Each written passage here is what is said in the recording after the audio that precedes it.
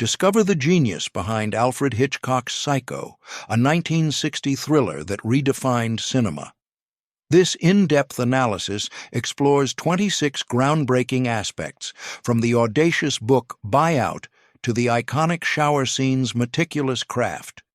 Learn how Hitchcock's low-budget masterpiece, shot for $806,947, grossed over $50 million and birthed a cultural empire. Uncover the secrets of Norman Bates's chilling duality, the innovative use of chocolate syrup as blood, and the first-ever toilet flush on screen. With insights into Herrmann's haunting strings and Hitchcock's marketing genius, this article is a must-read for film enthusiasts and horror fans. Dive into the techniques that made Psycho a timeless classic, influencing modern filmmakers like Spielberg and Scorsese. Explore how a Melons crunch and a TV crew's grit reshaped suspense forever. 1. The Great Book. Buyout, a stealth operation to protect the twist. Alfred Hitchcock's first move to safeguard Psycho's shocking ending was a covert literary heist. Robert Bloch's 1959 novel Psycho was a paperback hit, its gruesome twist already buzzing among readers. To ensure audiences entered theaters unspoiled, Hitchcock dispatched aides to buy every copy they could find, raiding newsstands from Los Angeles to New York. Drugstores and airport kiosks were stripped bare, leaving entire cities without the book. Clerks, mistaking the frenzy for a cult surge, were unwitting accomplices in Hitchcock's plan to erase the printed spoiler. The operation cost just a few $1,000s, but created a narrative blackout, ensuring that even studio executives struggled to find a copy. By the time filming began, Psycho's secrets were locked tight, setting the stage for a finale that would stun millions and redefine suspense cinema. 2. No late admissions. Seriously, punctuality as a marketing triumph. Hitchcock turned movie-going etiquette into a spectacle with his no late admissions policy. He ordered theaters to bar entry once Psycho started, denying access to everyone, critics, stars, even studio heads. Lobby signs blared, "No one, but no one, will be admitted after the start." Ushers at drive-ins wielded bullhorns, dramatically turning away tardy patrons. Far from deterring audiences, the rule sparked a frenzy, with lines forming hours early and snaking around city blocks. Newspapers fueled the hype with photos of eager crowds. By making punctuality a condition of entry, Hitchcock transformed Psycho into an exclusive event, each ticket a key to a forbidden secret, proving that denial could ignite desire. 3. The studio said no, so Hitch wrote the check. A financial masterstroke Paramount, enamored with Technicolor musicals, scoffed at Hitchcock's pitch for a gritty, black-and-white thriller. When executives refused to fund Psycho, Hitchcock offered to bankroll it himself, using his TV crew and taking 60% of the profits instead of a salary. Confident the film would flop, Paramount agreed, expecting minimal losses. Shot for $806,947, Psycho grossed over $50 million worldwide, making Hitchcock richer than any director of his time. A studio vice president reportedly grumbled, "He robbed us legally." This self-financed gamble gave Hitchcock creative freedom and a financial windfall, proving that betting on one's vision could rewrite Hollywood's rules. 4. A television crew turns guerrilla filmmakers, grit over glamour. To keep costs down, Hitchcock recruited his Alfred Hitchcock Presents TV crew, experts in crafting tight mysteries on a 5-day schedule. Swapping heavy studio rigs for lightweight 50mm lenses, they shot with stark, flat lighting and kept cameras close to capture every nervous twitch. The result was a raw, newsreel-like aesthetic that shocked audiences expecting polished epics. Paramount feared the TV-style look would alienate viewers, but its gritty realism redefined suspense. Directors like Spielberg and Fincher later praised Psycho's TV minimalism as proof that lean technique could outshine big budgets, cementing its influence on modern filmmaking. The Star Who Dies, half an hour in. A narrative earthquake. Casting. Janet Leigh as Marion Crane was a deliberate misdirection. As an A-list star, Leigh seemed destined to survive, lulling audiences into a false sense of security. When Norman Bates stabbed her just 30 minutes in, theaters erupted in gasps, then fell silent as viewers reeled from the loss. By killing the protagonist early, Hitchcock shattered narrative conventions, leaving audiences adrift in a story where no one was safe. This bold move paved the way for modern shockers like Scream and Game of Thrones, where leads can die unexpectedly. Leigh's death proved Hitchcock could detonate expectations, rewriting the rules of storytelling. 6. 7 days, 70 angles, 45 seconds. The shower scene's math. The shower scene's 45 seconds of terror required 7 days, 70 camera setups, and over 50 edits. Hitchcock storyboarded each frame, glistening tiles, a yanked curtain, a glinting knife, creating a staccato montage that implies graphic violence without showing it. Editor George Tomasini's rapid cuts, paired with Bernard Herrmann's strings, trick the mind into seeing gore. The only slow shot, chocolate syrup swirling down the drain, mirrors Marion's lifeless eye. Spielberg called it a masterclass in audience-directed violence, and film schools still dissect its precision, a testament to Hitchcock's ability to craft chaos with surgical control. 7. The art of showing nothing, yet seeing everything, censorship's ally.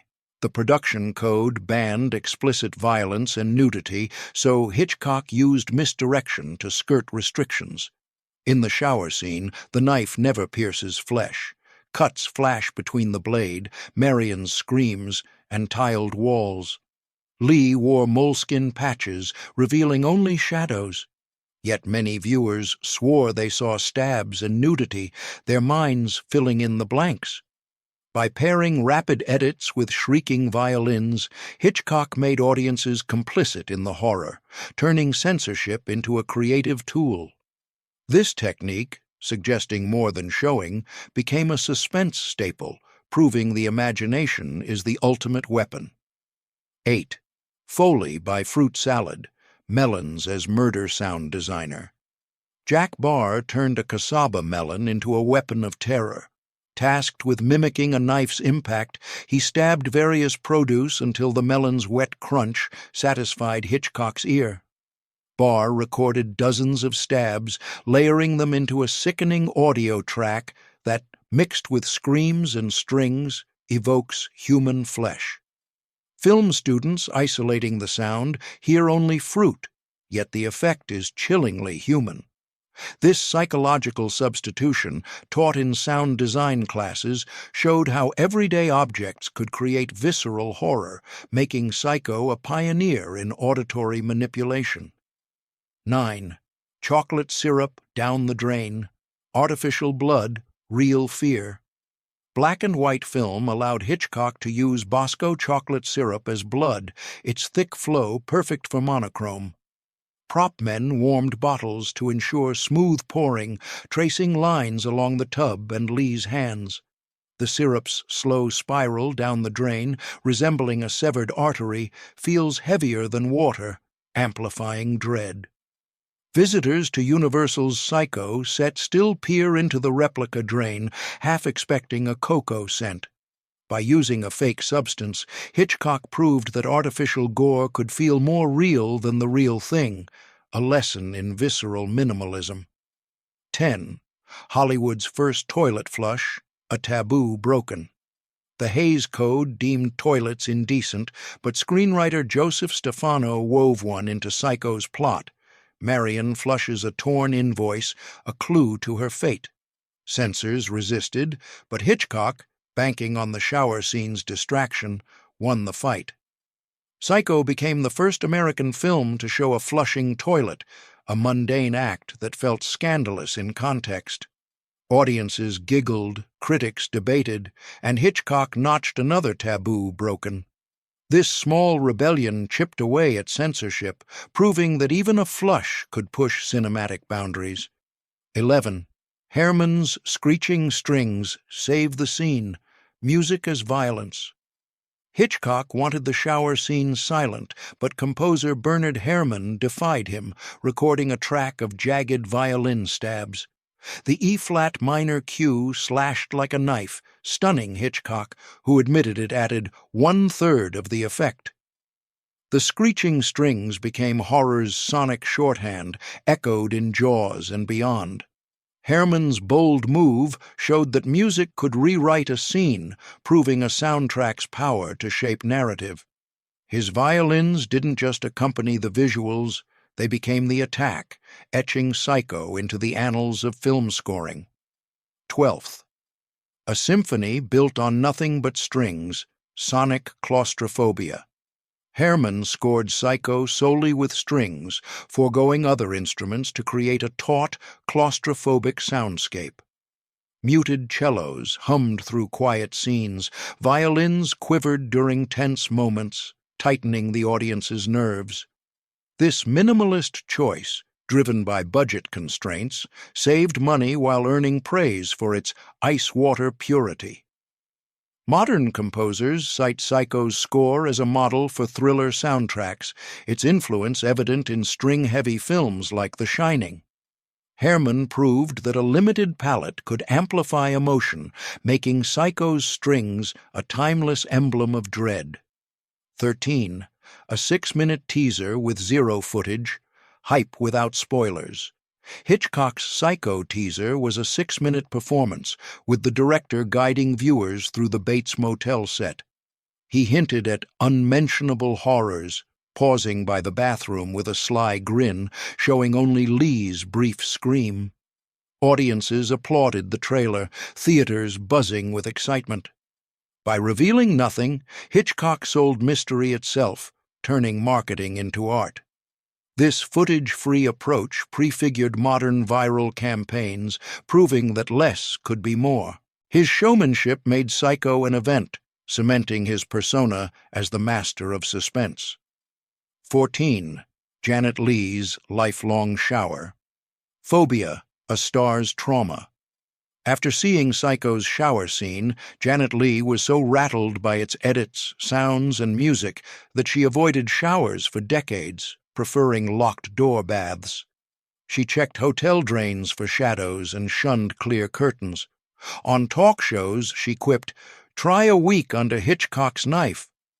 Her fear became a testament to the film's power, amplifying its mystique. Leigh's phobia blurred fiction and reality, proving Psycho could scar even its star, a living review of Hitchcock's ability to make the imaginary terrifyingly real. 15. Perkins Nowhere. Near the knife, a stuntwoman's silhouette. Anthony Perkins was on Broadway during the shower scene's filming, so stuntwoman Margot Epper donned a wig and housecoat to play the killer. Her ambiguous stance blurred gender lines, creating a haunting silhouette. Hitchcock spliced in Perkins's shots, crafting a seamless, unsettling killer. Freeze-frame debates still rage over the shadow's identity, a tribute to Epper's skill. By using a woman to play a man posing as his mother, Psycho delivered cinema's first gender-blurred murderer, adding psychological depth to its horror. 16. Transforming Norman Bates into the boy next door. Empathy's Betrayal. Bloch's novel depicted Norman as a grotesque drunk, but Hitchcock cast the boyish Anthony Perkins to subvert expectations. Perkins's shy charm and nervous stammers made Norman relatable, luring audiences into trust. His shocking reveal as mother, knife in hand, betrayed that empathy, making the twist gut-punching. This duality, charming yet deadly, set a template for villains like Buffalo Bill. Norman's boyish facade proved that evil could hide in plain sight, cementing him as horror's most deceptive monster. 17th. Ed Gein's shadow over the script, reality's dark echo. Psycho drew inspiration from Ed Gein, a Wisconsin killer arrested in 1957 for crafting souvenirs from corpses driven by devotion to his dead mother. Robert Bloch, living nearby, fictionalized Gein's pathology, and Hitchcock kept the core, a son consumed by maternal obsession. The true crime link gave Psycho a tabloid edge, making its horrors feel plausible. This blend of fact and fiction influenced later slashers, from Texas Chainsaw to Hannibal. Gein's shadow grounded Psycho's nightmare, tapping into fears of the darkness within ordinary lives. 18. Birth of the modern jump scare, a shock's blueprint. In the fruit cellar, Lila Crane uncovers mother's mummified corpse, a horrifying reveal.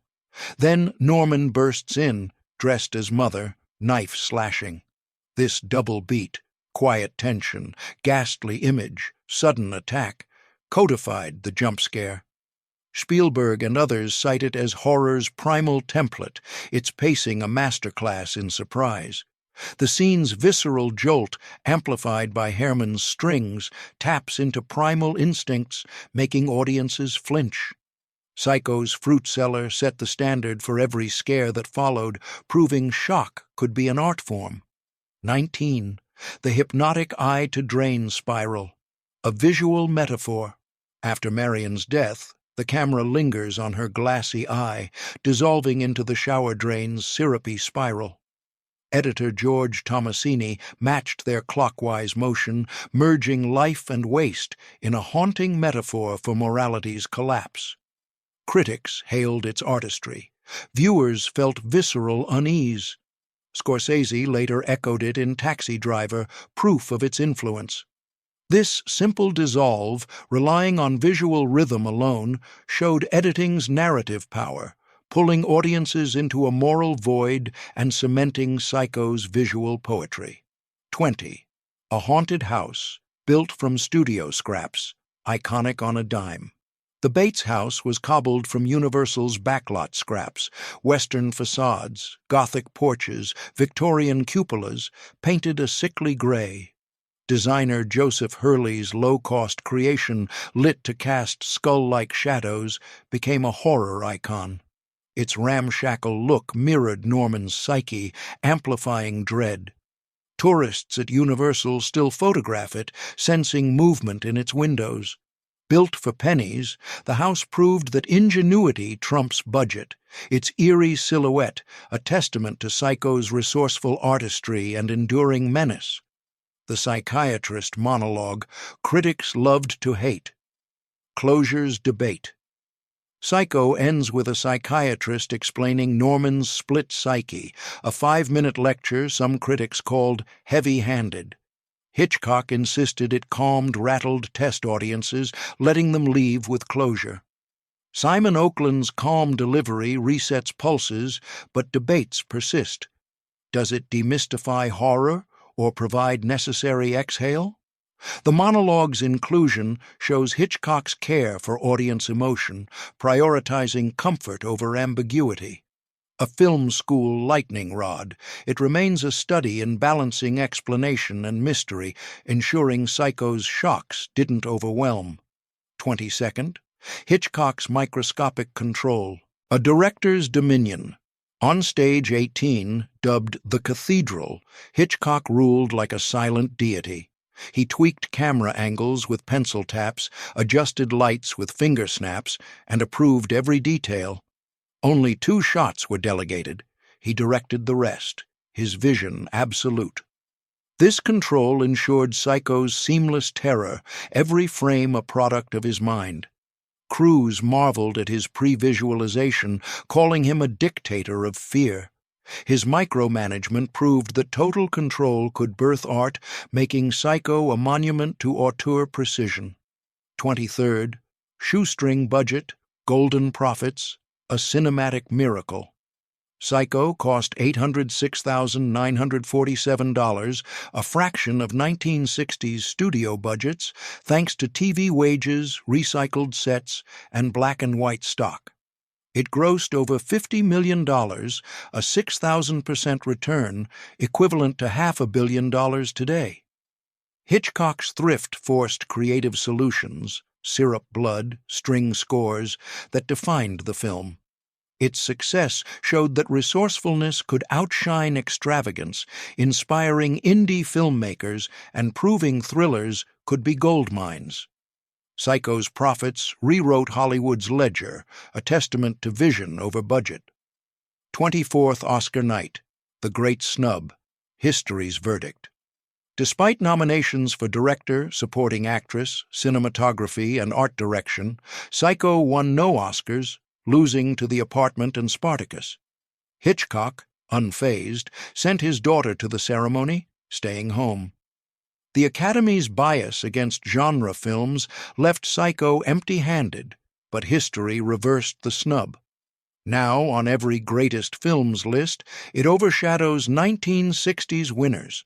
The loss highlighted Hollywood's conservatism, proving Psycho's subversive power and cementing its legacy as a triumph beyond trophies. 25. Norman Bates, Forever. The Silver Medal. Villain, Relatable Terror. The American Film Institute ranked Norman Bates cinema's second greatest villain, behind Hannibal Lecter. Unlike Lecter's cold intellect or Vader's cosmic menace, Norman's horror is intimate, his boyish charm masking a fractured mind. His relatability, shy, lonely, familiar, makes him scarier than monsters. Inspired by Ed Gein, Norman set a template for grounded villains, from Michael Myers to Pennywise. His silver medal status reflects his universal dread, a reminder that evil often wears a human face, hiding in plain sight. 26. One low-budget thriller spawns an empire, a cultural titan. From an $800,000 film, Psycho birthed sequels, a remake, games, documentaries, and Bates Motel. Universal's tram tours still pass the Bates house, where shops sell Mother's syrup mugs. Its strings and shower silhouette permeate pop culture, known even to non-viewers. Psycho's low-budget success proved bold ideas trump cash, inspiring countless filmmakers. Its franchise reflects Hitchcock's vision, turning one Melons splat into a global phenomenon that redefined horror and storytelling for generations. Psycho remains a cinematic milestone, its influence echoing in every modern thriller. From its shoestring budget to its revolutionary jump scares, Hitchcock's vision transformed storytelling. This analysis of 26 key elements reveals why Psycho endures as a cultural touchstone. Share your thoughts on its legacy or explore more film insights on our site. For further reading, check Universal Studios' Psycho tours or revisit the Bates Motel in Bates Motel. Let Hitchcock's masterpiece inspire your next movie night.